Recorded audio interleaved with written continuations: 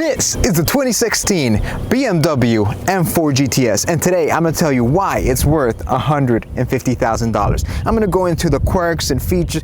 I'm just playing with you guys. So this is my new, well, not my new, I've had it for a few months. This is the 2016 M4 GTS. I'm not going to do a crazy review. I'm not going to show you the quirks and features or anything like that. I'm just going to basically show you around the car if you haven't really seen it, show you things that I like and some of the things that I don't like. There is very few things that I do not like about this car. I'm actually having a lot of fun with it, and to me it was totally worth it. I did not pay $150,000. That was how much they were selling for. I'm basically paid half of that, if not a little bit less. So to me it was an amazing bargain. An M4 goes for around that same price, and this is just an M4 on steroids. One of the things that I loved and caught my attention right off the bat was that big spoiler, the wheels, the roll cage inside. It just made it look so much more aggressive. It made it look so much more cooler than just a regular M4. A lot of people think that I actually did all this to it,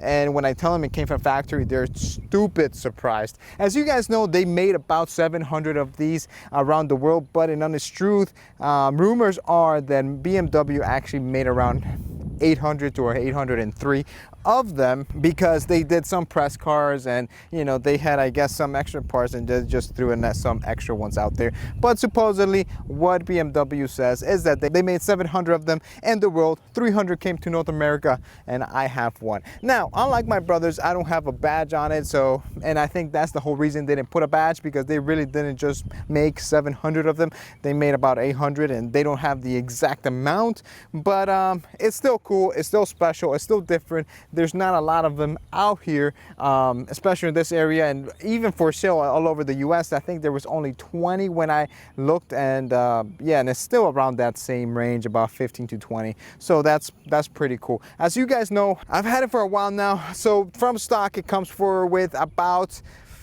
I'll say about 590 or 595, maybe I'm wrong, horsepower.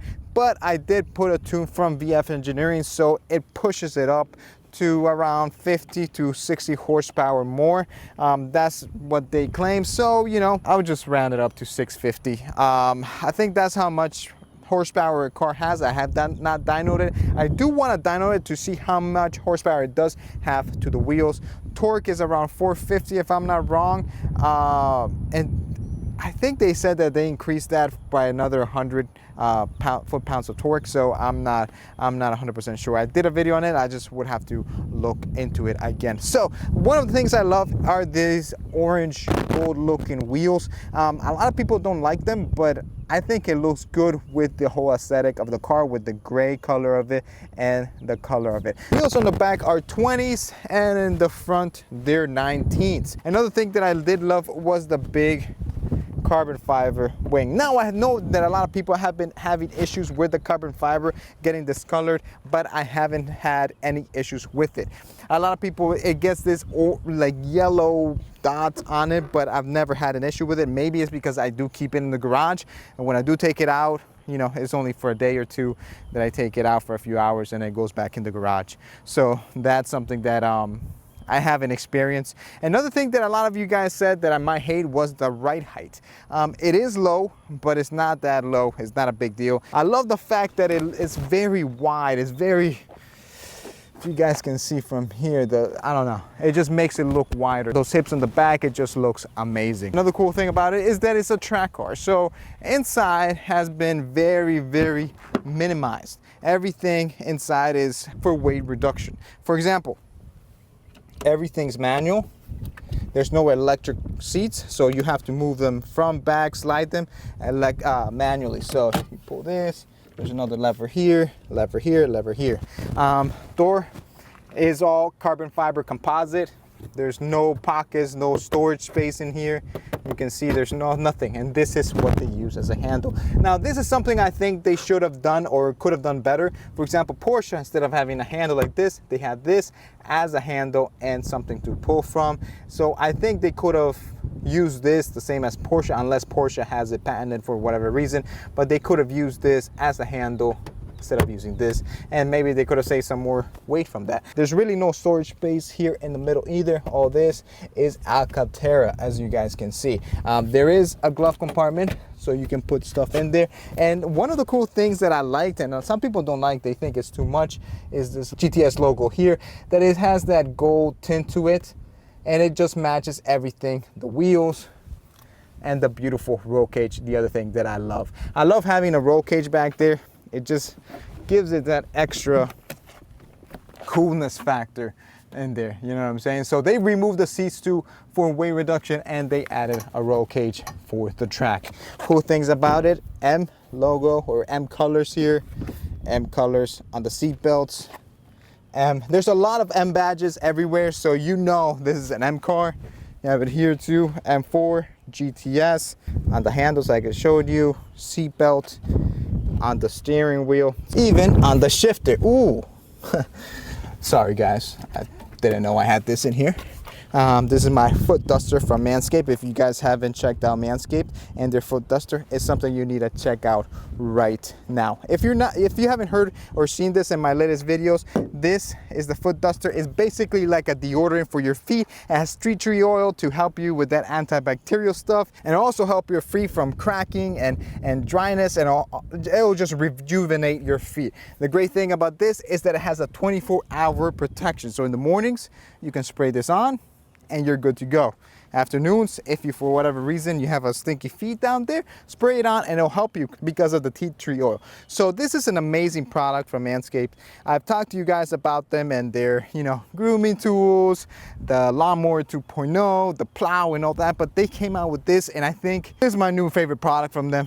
They've done an amazing job, and it's not that I have stinky feet, but I do use it a lot because I work out, so I sweat a lot and all that. So I put it in the morning. I don't have to worry about, you know, maybe my feet stink or something. I know they don't, because I use Manscaped. Now the cool thing right now is if you click the link down below and use the code down below, you can get 20% off of the Manscaped. Can you see it there? Foot duster. So you can get 20% off, which will be a steal for you guys. It is an amazing price, and yeah, why not? If for 20% off and the price that it already is, it's going to be a steal, and it's worth the test. So check out Manscaped, guys. I'll have the link down below, and check out their other products as well. I'm telling you guys, they're totally worth it. Now let's continue with the car. I didn't know I had that there. Anyways, so yeah, they still has a regular emergency brake, not an electric one with a button, and as you can see, it has carbon fiber here, and it matches the color of the car. I think this was custom made by the previous owner, because I've seen other BMWs M4 GTS and I have not seen that. Another thing that I hate is that I tint my cars. So as you guys can see here, it's tinted, but back here it's not.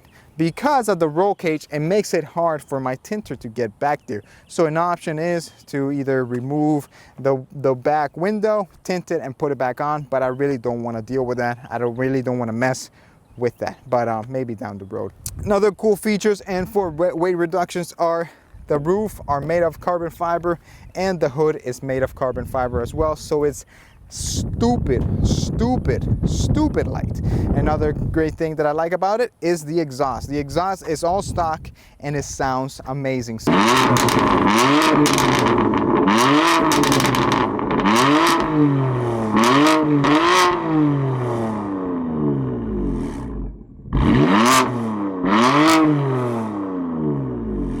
As you guys saw, the exhaust sounds amazing. Now, the other thing about this car, now this car is like, it runs off of water. I always carry with me in the trunk a bottle of distilled water. Now the reason that I do that is because, like I said, this car technically runs off of water. Now, I don't fuel the car with water, but it does have a water induction system, and I apologize for the mess. Back here in the trunk, you put water in this system, and right there.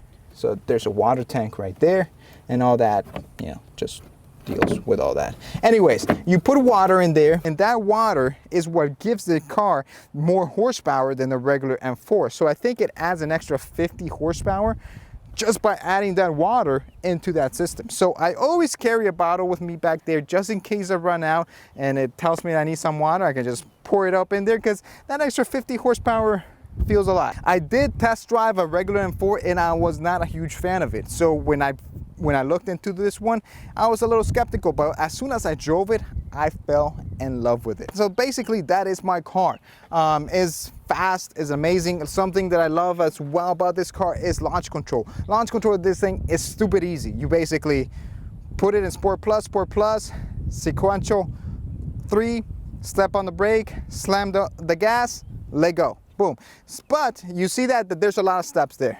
And I said it's easy because of that, but I have it where, as you guys know, M cars have the M1 and M2. So M2, I have it programmed already. So if I double tap it, everything gets the deactivated traction control and all that needs to be deactivated. It goes into Sport Plus on everything.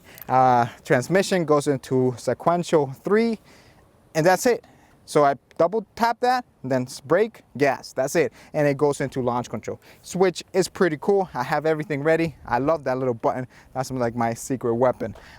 So yeah, the trunk space is amazing. There's a lot of space back there if you wanna go on a trip. On top of that, you have, you know, if you want to put small things, nothing too heavy like a luggage or anything back there, but you can put some stuff back there as well. The ride quality of it is not bad at all, actually. Compared to the Camaro Z11 Elite, this thing rides like a freaking Cadillac.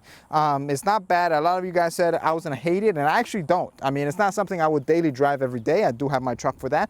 But for the car, the ruggedness and all that, this is an amazing car. It has amazing ride quality compared, of course, to Camaro Z11 Elite. Can't hear everything that's going on, but that is part of the car. I mean, it's a track car. You know, there's not a lot of sound dampening going on in there, so I do hear the road. If there's little pebbles underneath, I can hear them, but I don't mind it. Yeah, everything, all in all, if there's any reviews online that said that this car sucks, honestly, they're wrong. This is an amazing car. I wouldn't, however, pay $150,000 for this car, how much they were asking, but for the price I paid, I think is an amazing price, and I'm not disappointed. I think it's totally worth it. Basically, like I was saying, M1 and M2 are programmed already. M1 is if I wanna just drive with MDM and this off, and then Sport Plus, and then an automatic. I don't want to be doing the shift. But if I wanted to go even further than that or more raw and to be able to do launch control, I do M2. M2 deactivates DSC.